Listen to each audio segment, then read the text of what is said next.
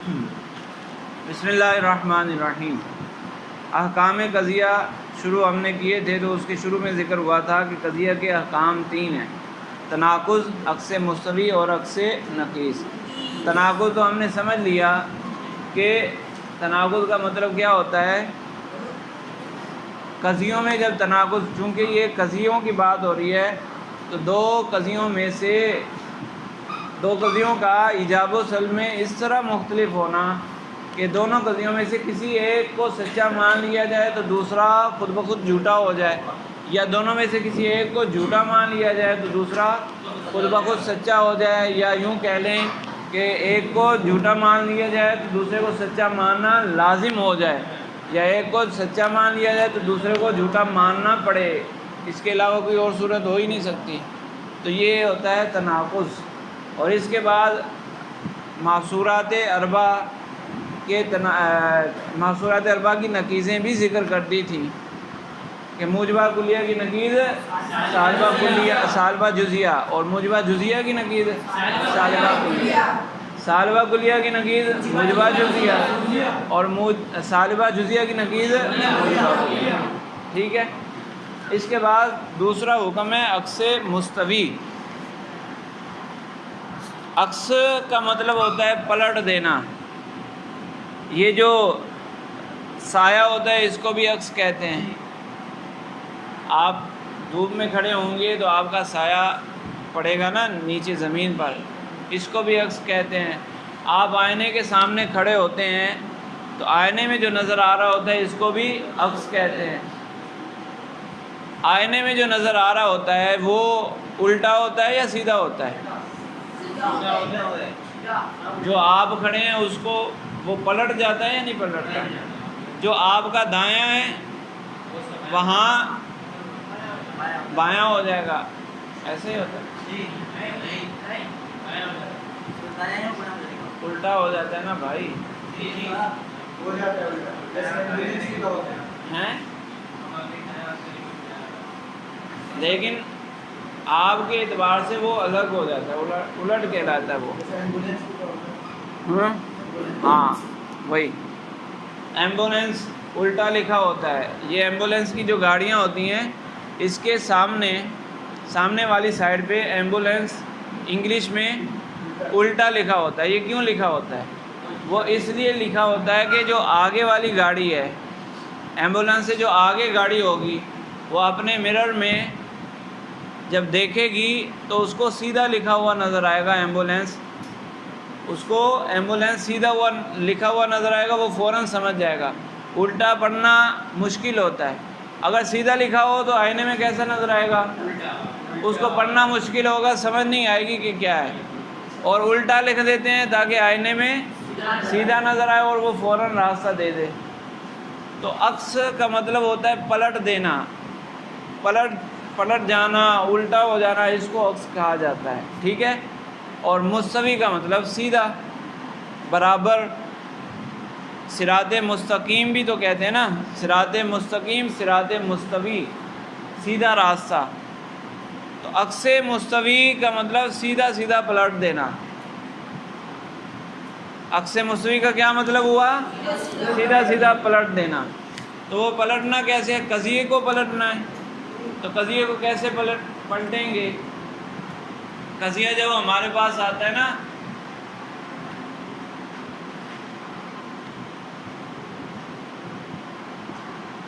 یہ قضیہ ہے ہمارے پاس زید قائم، اس کے دو حصے ہیں، ایک زید اور ایک قائم۔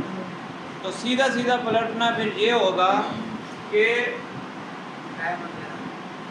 قائم زید ہو جائے،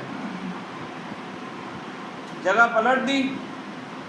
اور سیدھا سیدھا کیسے ہے؟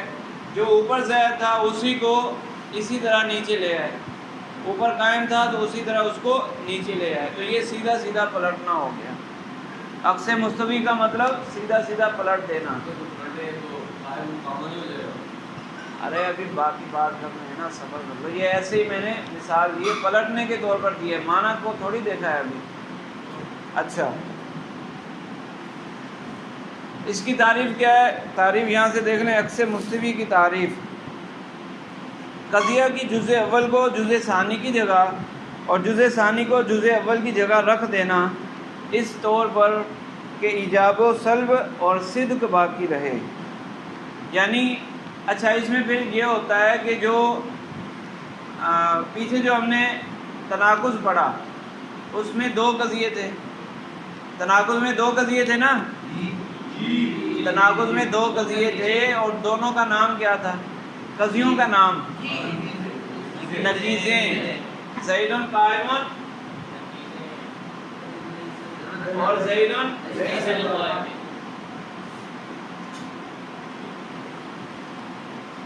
زید قائم یہ اس کی نقیض ہے. زید قائم زید لیس بقائم کی نقیض ہے اور زید لیس بقائم اس کی نقیض ہے. دونوں ایک دوسرے کی نقیضیں ہیں. اس میں نام دیا جاتا ہے نقیض کا. اور عکس مستوی میں کیا ہوتا ہے؟ جو اوپر قضیہ لکھا ہوگا اس کو کہتے ہیں اصل قضیہ، اس کو کہتے ہیں اصل قضیہ. اور جو نیچے ہم بنائیں گے اس کو کہتے ہیں عکس،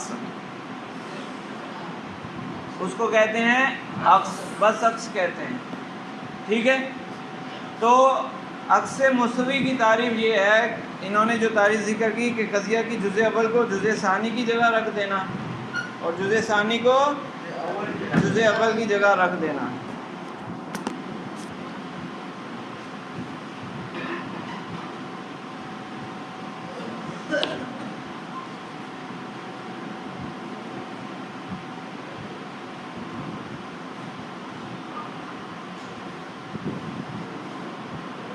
یہ قضیہ ہے ہمارے پاس کل انسان حیوان، یہ ہمارے پاس قضیہ آیا. اس سے ہم نے عکس بنانا ہے تو اس کو کیا کہیں گے؟ اصل قضیہ. یہ ہوگا اصل قضیہ.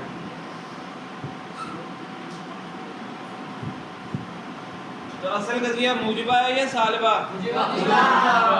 اور سچا ہے یا جھوٹا؟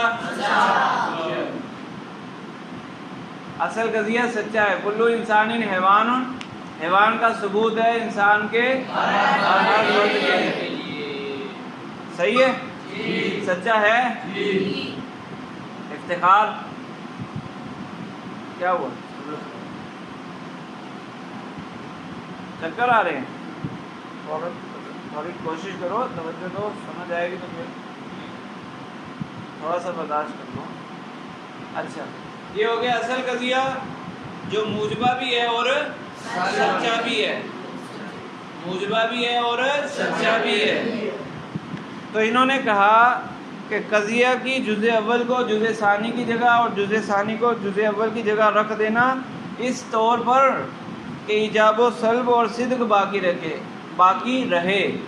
اگر اصل قضیہ موجبہ ہے تو عکس بھی، اصل قضیہ سالبہ ہے تو عکس بھی، اور اصل قضیہ سچا ہے تو عکس بھی سچا ہوگا. اس کا سچا ہونا ضروری ہے. سمجھ آئی کہ نہیں؟ اچھا اب یہ تو شرط ہے اس کی کہ ایجاب و سلب ویسے کا ویسا رہے. اور دوسری شرط کیا ہے کہ اصل قضیہ اگر سچا ہے تو عکس بھی سچا ہونا چاہیے.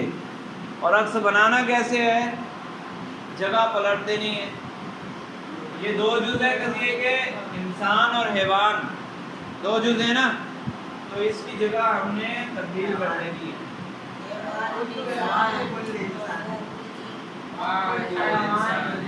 صرف انسان ہے قضیے کا موضوع جو ہے وہ صرف انسان ہے نا. یہ 2 جز سے ہمارے پاس انسان اور حیوان، اس کی جگہ ہم نے پلٹ دی. پلٹ کے کیا بنے گا؟ حیوان ادھر آ جائے گا. حیوان ادھر آ جائے گا. ایک منٹ صبر کر لو بھائی. حیوان ادھر چلا گیا اور انسان ادھر آ گیا.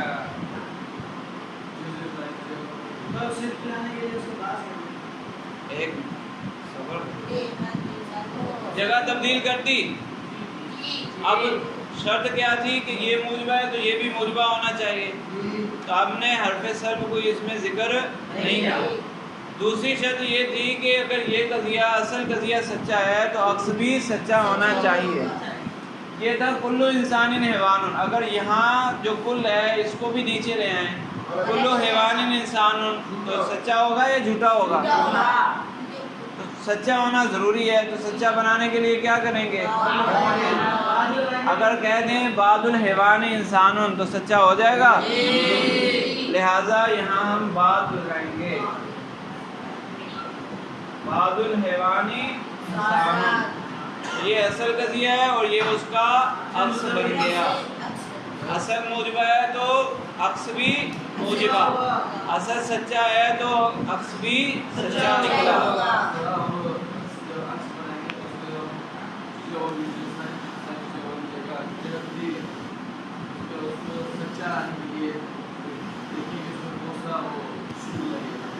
ہاں، محصورات اربع میں یہ دیکھنا ہے کہ کون سا سور لگتا ہے۔ سمجھ آئی کہ نہیں؟ سمجھ آ گئی؟ جی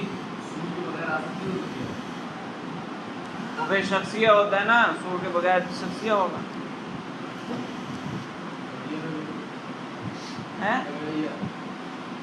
طبعیہ میں، ہاں طبعیہ میں بھی بغیر سور کے آتا ہے، لیکن اس کا عکس کیسے بناؤ گے؟ عکس بنانے سے کوئی فائدہ ہوگا؟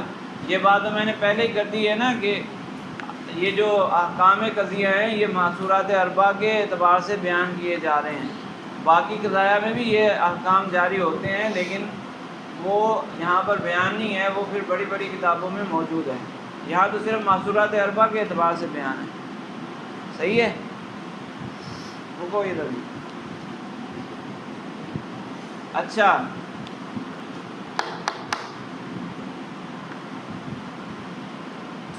عکس مستوی کی تعریف، بس کرو، مجھے بھی نظر آ رہا ہے۔ عکس مستوی کی تعریف، قضیہ کی جزء اول کو جزء ثانی کی جگہ اور جزء ثانی کو جزء اول کی جگہ پر رکھ دینا، اس طور پر کہ ایجاب و سلب اور صدق باقی رہے، جیسے کل انسان حیوان کا عکس مستوی بعض الحیوان انسان آتا ہے۔ محصورات اربع کا عکس مستوی، سیدھے ہو کے بیٹھو۔ موجبہ کلیہ کا عکس مستوی موجبہ جزیہ آتا ہے، موجبہ کلیہ کا عکس مستوی ہمیشہ موجبہ جزیہ آئے گا، جیسے کلو انسان حیوان کا عکس مستوی بعض الحیوان انسان آتا ہے۔ موجبہ جزیہ کا عکس مستوی موجبہ جزیہ ہی آتا ہے، جیسے بعض الانسانی حیوان کا عکس مستوی آئے گا بعض الحیوان انسان۔ میں نے بتایا تھا کہ منطقیوں کے قواعد کلیہ ہوتے ہیں، منطق کے قواعد کلیہ ہوتے ہیں، اس لیے یہاں پر وہی ذکر کیا ہے کہ ایسا بناؤ گے تو ہمیشہ سچا ہوگا۔ موجبہ کلیہ کا عکس اگر موجبہ جزیہ بناؤ گے تو ہمیشہ سچا ہوگا، لیکن اگر موجبہ کلیہ کا عکس موجبہ کلیہ بناؤ تو کبھی سچا ہوگا کبھی جھوٹا ہوگا۔ جیسے یہاں اگر موجبہ کلیہ کا عکس موجبہ کلیہ بناؤ گے تو جھوٹا ہوگا، لیکن کلو انسان ناطقن اس کا عکس مستوی بناؤ موجبہ کلیہ تو سچا ہوگا یا جھوٹا ہوگا؟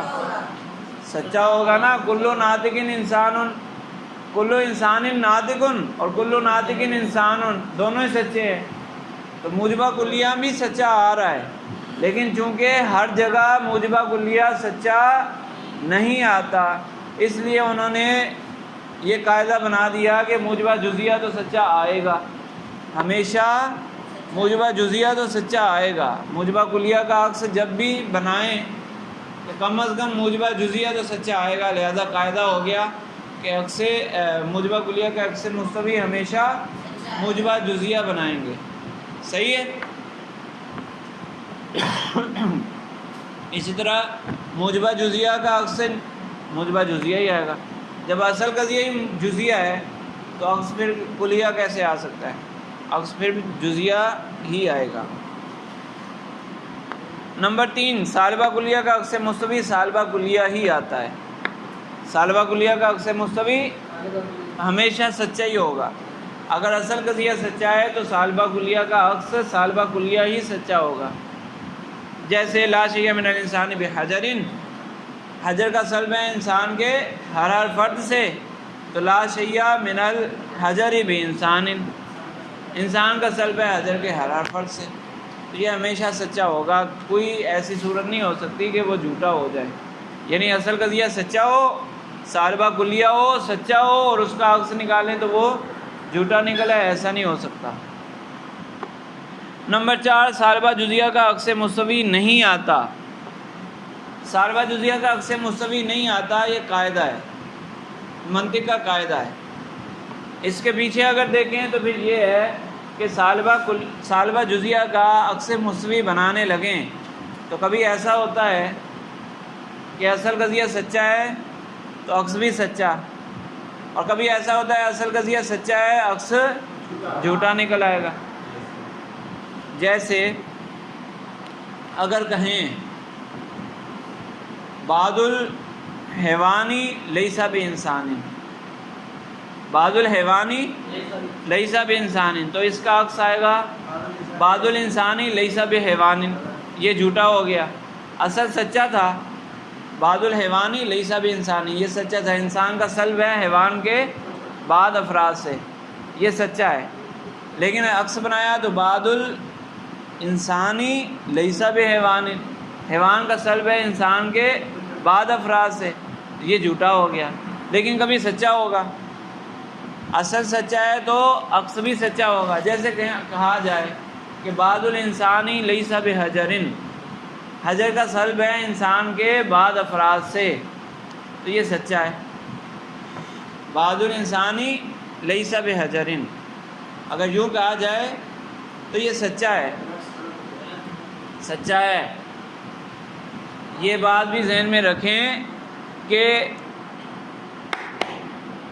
منطق میں جو لکھا ہوا ہے اسی کا اعتبار ہوگا، باقی کا اعتبار نہیں ہوگا، باقی کا اعتبار نہیں کیا جائے گا، اس کو کہتے ہیں مفہوم مخالف، تو مفہوم مخالف کا اعتبار نہیں ہوتا۔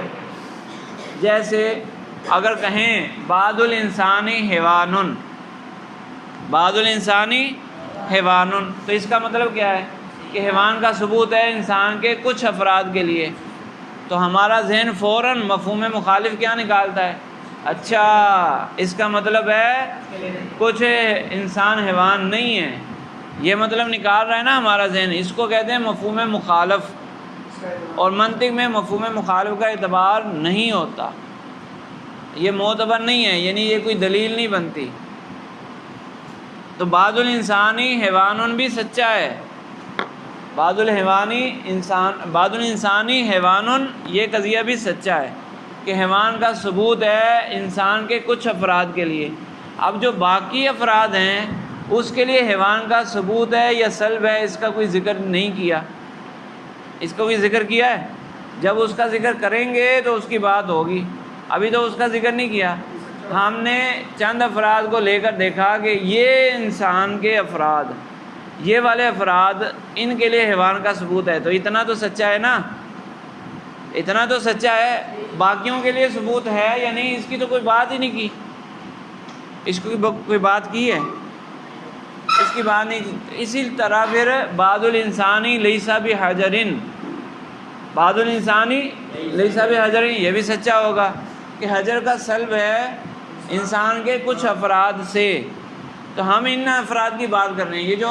یہاں بیٹھے نا اس کمرے کے اندر، ہم ان کی بات کر رہے ہیں، ان کے لیے سلب ہے یا نہیں، ان سے سلب ہے نا حجر کا، اب باقیوں سے بھی حجر کا سلب ہے یا نہیں، ہم اس کی بات ہی نہیں کر رہے، ہمارا مقصود ابھی صرف ان لوگوں کی بات کرنا ہے، ہمارا مقصود ابھی صرف ان لوگوں کی بات کرنا ہے، تو یہ درست ہو جائے گا۔ تو بعض الانسانی لیس بحجر، یہ اصل قضیہ سچا ہوا، اور اگر اس کا عکس مستوی بنائیں بعض الحجر لیس بانسان، تو یہ بھی درست ہوگا کہ انسان کا سلب ہے حجر کے کچھ افراد سے، وہی بات ہے کہ حجر کے باقی افراد سے انسان کا سلب ہے یا نہیں، اس کی تو بات ہی نہیں کی، اس کی تو کوئی بات نہیں کی، تو یہ بھی سچا ہے، تو اصل قضیہ بھی سچا اور عکس بھی سچا، تو کبھی سالبہ جزیہ کا عکس سچا آتا ہے اور کبھی سالبہ جزیہ کا عکس جھوٹا آتا ہے، تو انہوں نے قاعدہ کلیہ بنا دیا۔ میں نے کہا تھا نا کہ منطق میں کبھی کبھی نہیں ہوتا، منطق میں کبھی کبھی نہیں ہوتا، منطق میں شاذ وغیرہ نہیں ہوتے. ریان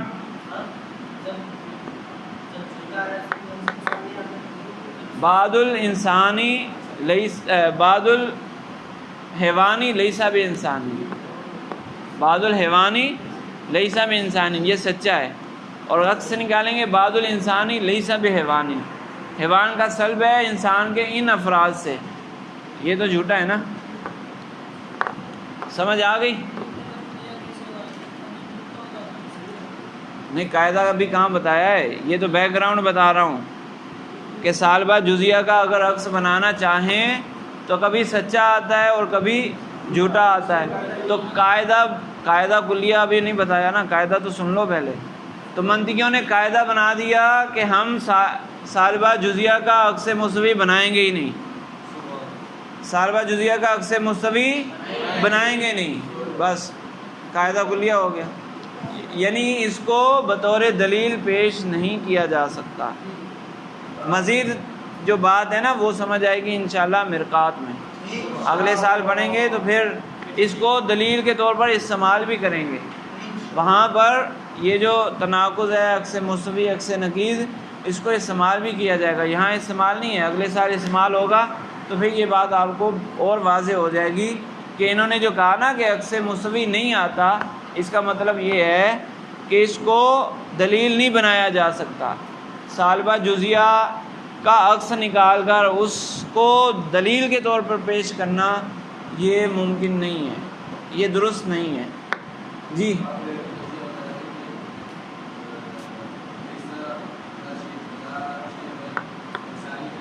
ہاں، لا شیء من الحجر بانسان،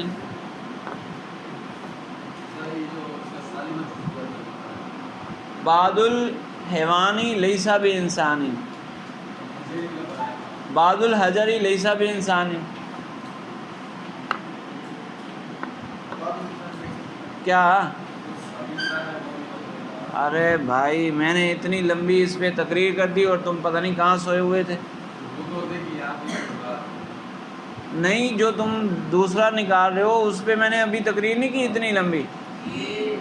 مفہوم مخالف معتبر نہیں ہوتا منطق میں، یہی تو بات تھی. نہیں سمجھ آئی تمہیں؟ تمہاری توجہ کہاں تھی؟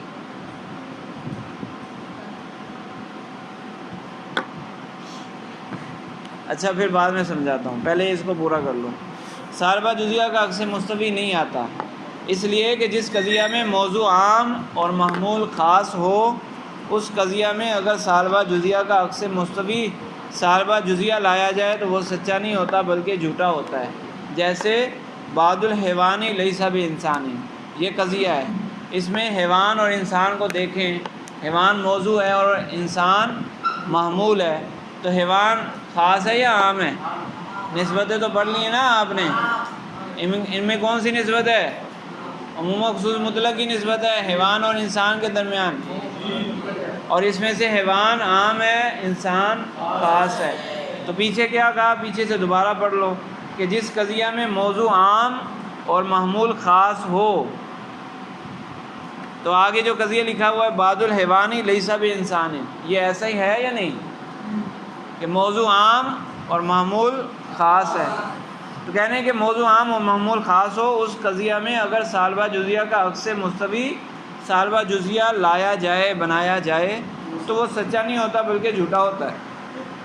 وہ جھوٹا ہو جائے گا. جیسے بعد الحیوان لیسا بانسان، یہ سالبہ جزیہ ہے اور سچا ہے، اور اس کا عکس مستوی بعد الانسانی لیسا بحیوان جھوٹا ہے.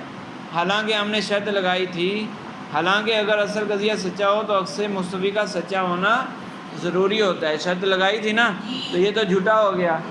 تو اس لیے پھر ہم نے قاعدہ بنا دیا کہ سالبہ جزیہ کا عکس مستوی معتبر نہیں ہے، سالبہ جزیہ کا عکس مستوی نہیں بنایا جا سکتا، دلیل کے طور پر اس کو پیش نہیں کیا جا سکتا.